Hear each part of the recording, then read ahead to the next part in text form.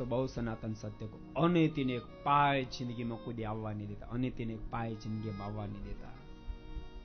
એક બહુ અદભુત પ્રસંગ મને યાદ આવે એટલે તમને કહું. ઈશ્વરચંદ્ર વિદ્યાસાગરનો પ્રસંગ છે ભક્તો. છેલ્લી અવસ્થા હતી, દેહ પડતો નહોતો, બહુ ન્યાયિક માણસ, દેહ પડતો નહોતો. એક પાય જિંદગીમાં કોઈની હરામની લીધેલી નહીં.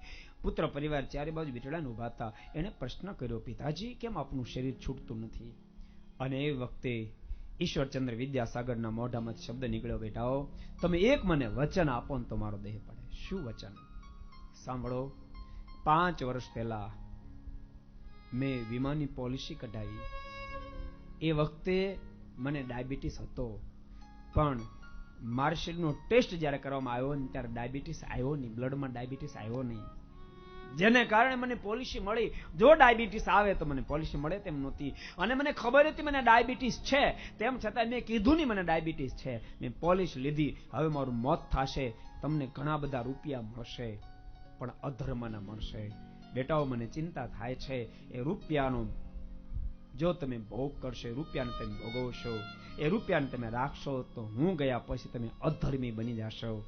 બેટાઓ મને વચન આપો, એ પોલિસીને મેં કેન્સલ કરાવશું તો જ મારો દેહ શાંતિથી છૂટશે, નહીં તો છૂટશે નહીં. પુત્રોએ કીધું, પિતાજી એ પોલિસીને મેં કેન્સલ કરાવશું. ભક્તો આને દુનિયા યાદ કરે, આને દુનિયા યાદ કરે. અધર્મની સંપત્તિ મારા સંતાનો પાસે આવશે તો મારા સંતાનો પણ બુદ્ધિવાળા થશે.